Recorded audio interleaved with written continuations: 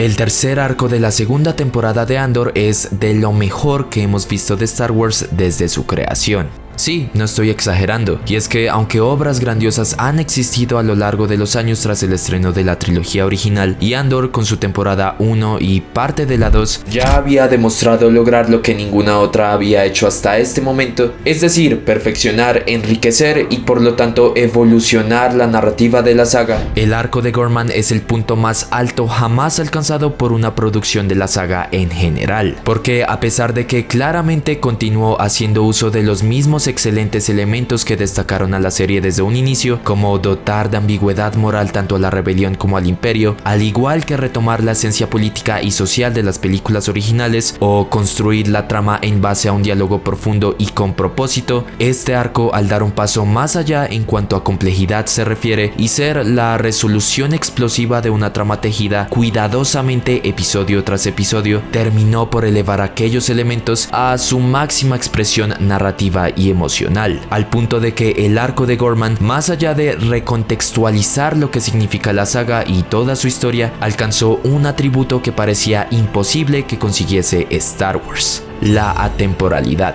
Pues mientras que existan sistemas opresivos que oculten sus crímenes bajo la burocracia, mientras se siga justificando actos inhumanos en nombre de un supuesto orden y mientras sigamos preguntándonos qué significa resistir, Andor seguirá siendo actual, relevante y una obra capaz de dialogar directamente con nuestro presente, pasado y futuro. Por lo que en este video, teniendo en cuenta los episodios 7, 8 y 9, donde el sacrificio de muchos de los personajes principales, el terror de presenciar un genocidio bajo mandato imperial y la tenue pero poderosa esperanza de un futuro prometedor son protagonistas, daré mi análisis y punto de vista del arco de Gorman. Si bien cierto sector del fandom ha criticado a Andor por excluir supuestamente de su historia al elemento más icónico de Star Wars, es decir, la fuerza, este arco no solo inicia con la aparición y mención de esta misma para aclarar que siempre ha estado presente en la trama, sino que, por increíble que parezca, la serie incluso terminó por recuperar parte de lo que caracterizaba a la fuerza en la trilogía original. Y es que estos 3 episodios, al tener como parte central el deseo de Cassian de abandonar y dejar de ser un espía de la rebelión para dedicarse a Bix por completo y descansar de lo que él ya considera una vida llena de traumas y sacrificios, la serie hace oficial el concepto de la fuerza dentro de su narrativa bajo 2 diálogos y un personaje que nos hace ver que Cassian no puede ni podrá desistir de la rebelión, porque precisamente su papel en la galaxia ya ha sido trazado por algo más grande que él. Pues por un lado, mientras que Luthen Rael hace énfasis en el hecho de que Andor, lejos de la casualidad, siempre estuvo en el lugar y tiempo correcto para la rebelión. You appeared when I needed you. Aldhani, Narkina, Ferrix, Sienar, Mineral, Gorman.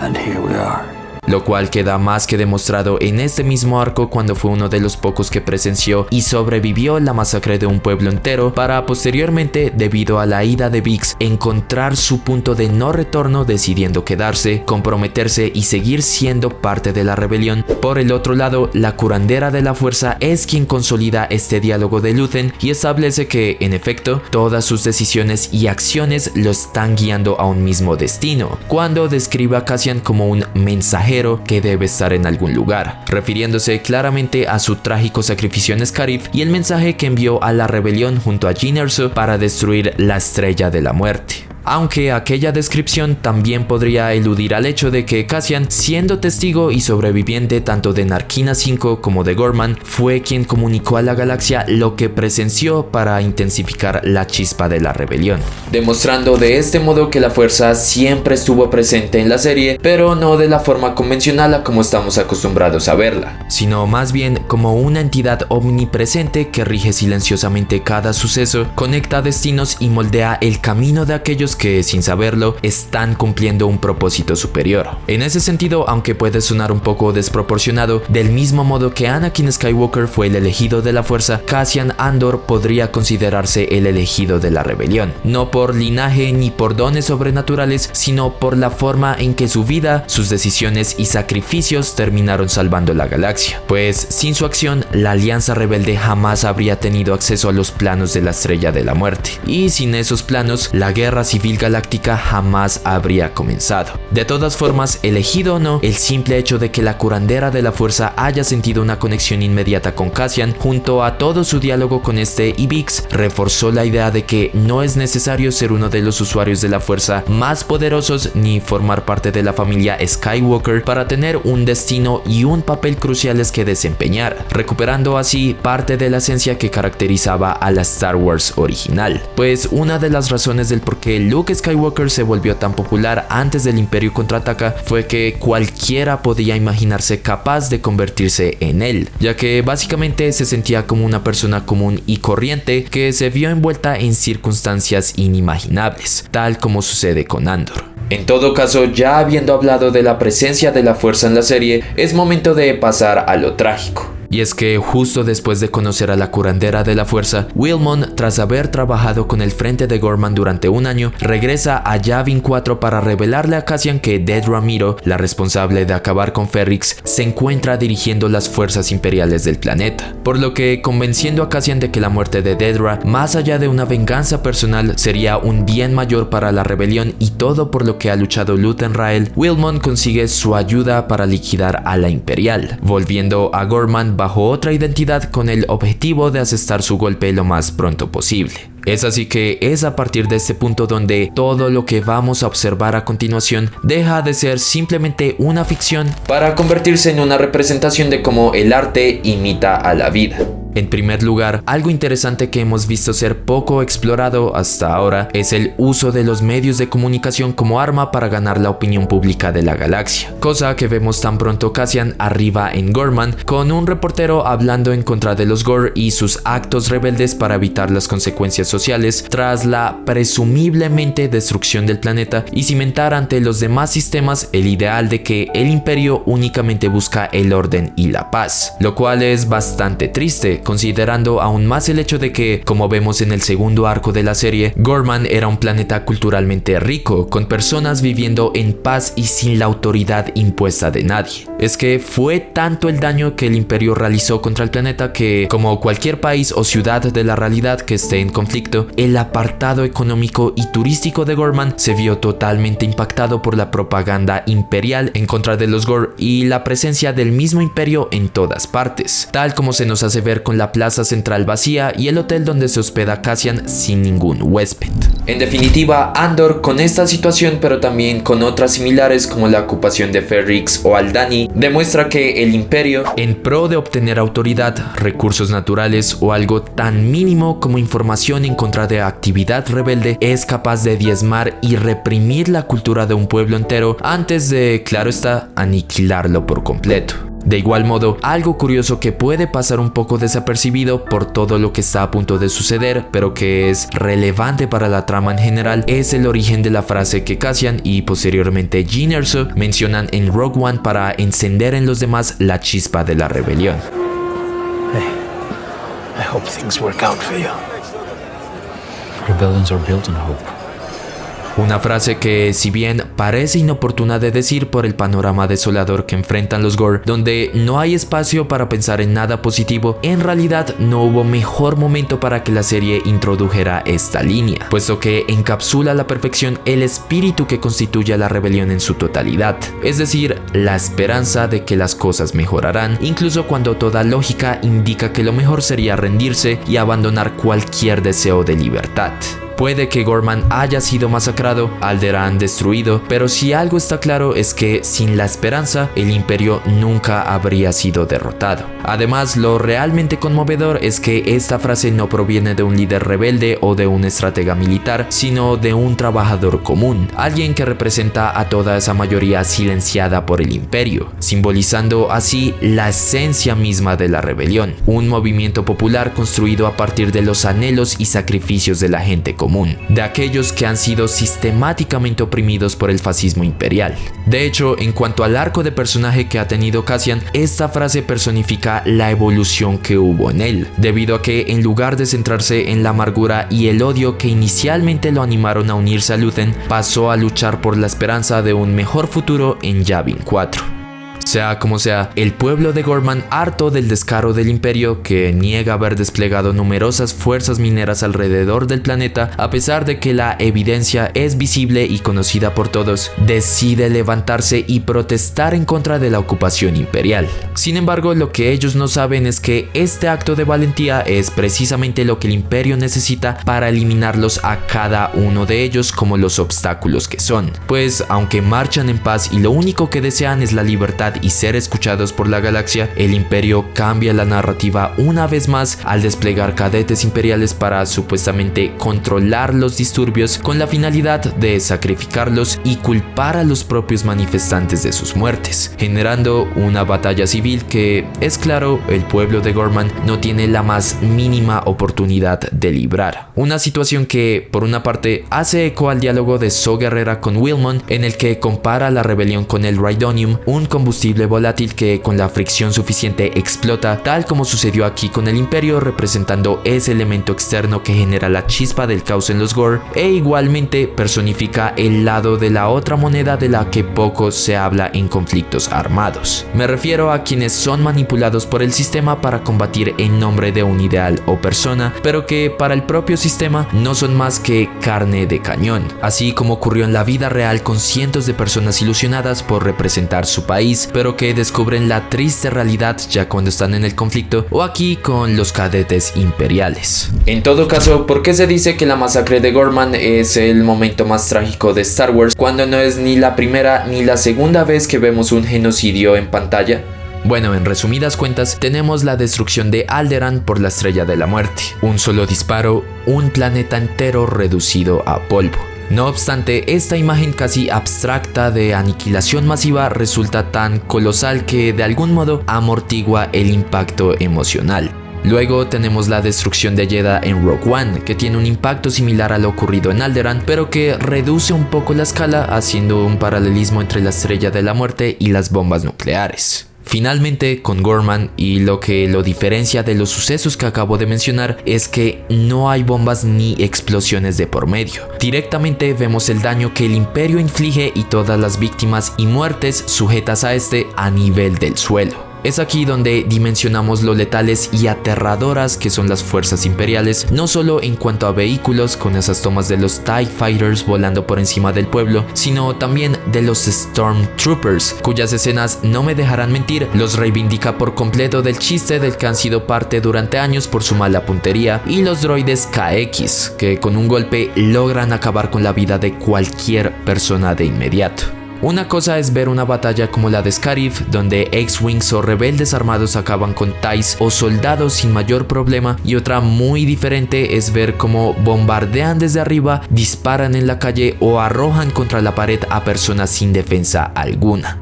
También me gustaría resaltar que, al igual que en toda la serie, Tony Gilroy una vez más evoca la esencia original de Star Wars, trayendo de regreso paralelismos obvios con eventos y protestas que sucedieron en la vida real. Por ejemplo, en mi anterior video de Andor ya había subrayado lo similar que fue la reunión de Krennic con la reunión de Vance de 1942, conformada por altos mandos nazis. Y aquí, en este tercer arco, los cánticos de los Gorr guardan un sorprendente parecido con lo que se corrió durante la Convención Nacional Demócrata de 1968 en protesta contra la guerra de Vietnam. Al igual que Gorman, el evento en sí terminó en una brutal represión por parte de la policía de Chicago, aunque lejos de ser una masacre. Igualmente, ese mismo año tuvo lugar la masacre de Tlatelolco en México, donde cientos de estudiantes fueron asesinados, y que, similar a lo que vemos en la serie, comenzó cuando los guardias mataron a sus propios miembros entre la multitud y lo utilizaron para justificar la masacre resultante. Pero antes de seguir, me gustaría recordarte que si te está gustando este video, puedes darle like y suscribirte al canal para así apoyarme en seguir creando más contenido como este. Ahora sí, continuemos. Dejando de lado el panorama general, es momento de centrar la atención en lo que al final del día mueve toda esta historia, los personajes. Y es que cuando Cassian en Rogue One dijo: Some of us, most of us, we've all done terrible things on behalf of the rebellion. Uno no puede evitar pensar que una de esas acciones fue precisamente su participación durante la masacre de Gorman, pues lejos de actuar para proteger a los inocentes o facilitar su evacuación, Cassian en ningún instante ignora la razón del por qué está allí, es decir, su misión de asesinar a Dedra Meero, ya que el asesinato preventivo de una oficial imperial es para él una manera de evitar futuras tragedias más grandes, siendo un sacrificio moral tal como el que cometió en Kafrene contra Tivik en pos de un bien mayor. Claro está que, lamentablemente, Cassian no pudo completar su objetivo en lo absoluto, ya que Syril Karn, uno de los mejores personajes de la serie y la estrella de este episodio, detuvo al rebelde de hacerlo. Pero, ¿por qué considero a Syril como el personaje más destacado del episodio 8 y del arco en general? Bueno, hay bastantes razones, pero creería yo que la principal es la ambigüedad moral que obtuvo gracias al excelente equilibrio narrativo de hacer profundos y complejos no solo a los héroes, sino también a los villanos. Pues mientras tenemos por el lado de los buenos a figuras moralmente grises como Luthen Rael, cuyos métodos para acabar con el imperio y preservar la rebelión estuvieron en su mayoría manchados de sangre, como cuando sacrificó a la brigada de Anto Krieger, en el lado de los malos tenemos individuos como Syril Karn, quien dedicó su vida a servir al imperio cegado por la falsa promesa de un orden y la autoridad como bien mayor, junto a un pensamiento genuino de que estaba haciendo lo correcto solo para darse cuenta demasiado tarde de lo equivocado que estaba. No obstante, la tragedia de Syril, aunque bien podría constituirse en su totalidad por la aspiración de querer ser algo más dentro de la maquinaria imperial y sus ideales falsos de un control autoritario para una paz definitiva, en realidad fue su amor por Dedra y su odio por Cassian los que lo condujeron a su propio fin. Pues antes de todo se nos deja claro que ya era alguien obsesionado por el control debido a sus actitudes y su trabajo como policía en Morlana One, pero fue esa necesidad de aprobación y ese deseo de ser como Dedra lo que lo involucró en un conflicto a grande escala y lo cegó ante la realidad, que su lealtad incondicional al imperio sería utilizada en su contra, pues nunca imaginó que Dedra lo manipularía hasta convertirlo en una de las piezas más importantes en la búsqueda del imperio por obtener el Kalkite como espía en el frente de Gorman. Y cuando finalmente abre los ojos y comprende el nivel de manipulación al que fue sometido, todo lo que le queda es la certeza de que ni él ni su dogmática lealtad significaron nada para el imperio, solo explotaron su vulnerabilidad, lo moldearon y lo integraron como un engranaje más del sistema, un peón desechable al que nunca se le permitió soñar con ser algo más. Y es que todo lo que Syril deseaba, es decir, ser valorado, ser importante o trascender, quedó fuera de su alcance, porque el sistema jamás tuvo la intención de concedérselo. Es así que, después de que su mundo se haya derrumbado al haberse dado cuenta que su amor hacia Dedra y el imperio fue usado en su contra como método de manipulación, termina siendo su odio por Cassian lo que lo lleva a perder toda compostura y su visión calculadora para lanzarse a un combate físico en el que claramente no está preparado, siendo este el momento en que Syril se convierte en un hombre desesperado, despojado de todo y aferrado a la única emoción que le queda, la ira, muriendo así a manos de una persona que confió en él, no sin antes quedar atónito ante una frase dicha por su mayor némesis que refleja su vida y lo hace dimensionar lo insignificante que fue él para el imperio y su lucha contra la rebelión. Who are you?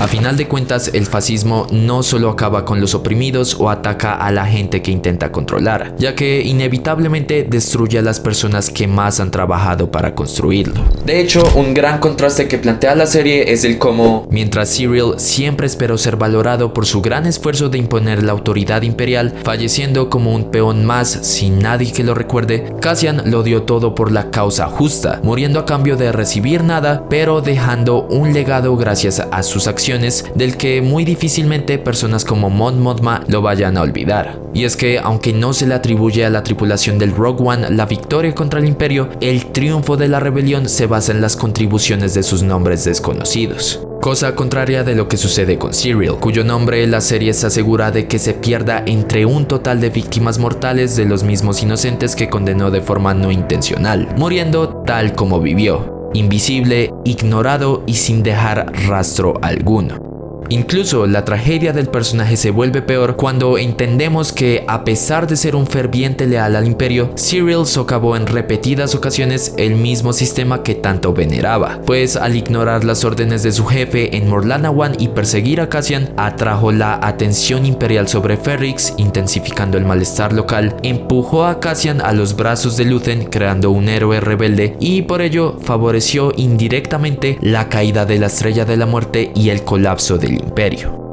Aún así, pese a haber cometido actos atroces en nombre de la ideología imperial, una parte de mí y mucha de la audiencia sentimos cierta tristeza por el viaje de Serial hasta su lamentable destino. Pero, ¿cómo es posible que Andor logre que empaticemos con un personaje que representa tantas de las cosas que detestamos? Bueno, la respuesta está en cómo se construye su figura a lo largo de la serie. Serial cree genuinamente que está haciendo lo correcto. No entiende del todo ni parece tener la capacidad emocional para comprender el sufrimiento de las personas a las que ayuda a oprimir, como las que viven en Ferrix o Gorman. Pero desde su perspectiva, al perseguir a los rebeldes, cree que está protegiendo y le está haciendo un favor a la galaxia, a diferencia de Dead Ramiro o el director Krennic, por ejemplo, ya que al menos él actúa desde una ilusión de justicia, no desde el placer del control. Además, gran parte del por qué empatizamos es por los momentos y situaciones cotidianas que Andor tanto se esfuerza en presentar. Precisamente por humanizar a sus personajes por medio de lo íntimo, lo incómodo y lo humano, tal como sucede en la cena que preparan Dedra y Serial para su madre en el primer arco de la temporada, donde, a pesar de que ellos no dejan de ser personas terribles, símbolos directos del totalitarismo y del fascismo, la cena en sí nos muestra su otro lado, apartando la propaganda o la violencia para centrarnos en la tensión, la vergüenza ajena y el peso de una familia disfuncional. Es decir, en otras palabras, lo que vemos aquí no es al burócrata imperial, sino al hijo frustrado que está atrapado entre la presión de su madre y el fracaso de su ambición, con lo cual es casi inevitable identificarse o sentir pesar por la incomodidad de Serial.